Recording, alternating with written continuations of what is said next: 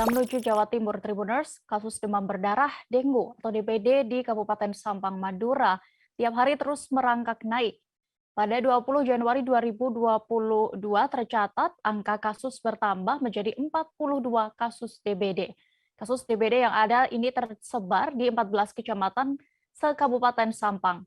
Selengkapnya akan disampaikan wartawan Tribun Madura, ada Hanggara Pratama di sana. Halo rekan Hanggara. Halo rekan dia dan Tribunnya. Ya, bisa Anda informasikan dari puluhan kasus DBD di Sampang ini, informasinya tersebar di 14 wilayah. Di mana saja itu bisa Anda informasikan?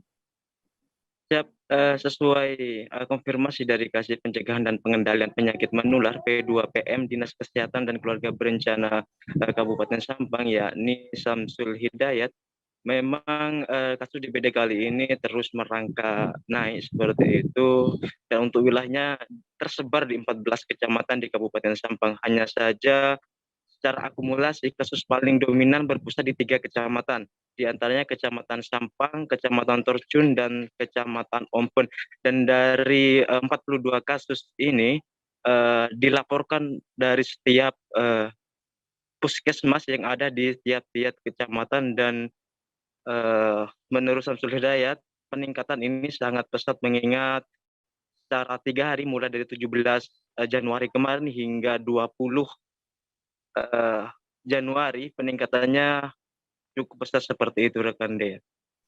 Lalu sebenarnya apa pemicu angka kasus DBD di Sampang ini terus bermuncul? Apakah sudah diketahui? Ya, pemicunya karena curah hujan yang sangat tinggi sehingga tempat-tempat yang berpotensi menjadi sarang nyamuk semakin banyak seperti itu. Kemudian penilaian dari Dinas Kesehatan setempat bahwa kesadaran masyarakat dinilai masih kurang, sehingga Dinas Kesehatan meminta atau menekankan agar lebih meningkatkan pola hidup sehat dengan cara 3M, pola menguras, menutup, dan mengubur bak mandi atau tempat lain yang berpotensi menjadi sarang nyamuk seperti itu rekan dia. Terakhir rekan Hanggara, bagaimana upaya pemerintah daerah di Sampang sejauh ini menyikapi kasus DBD yang terus merangkak naik ini?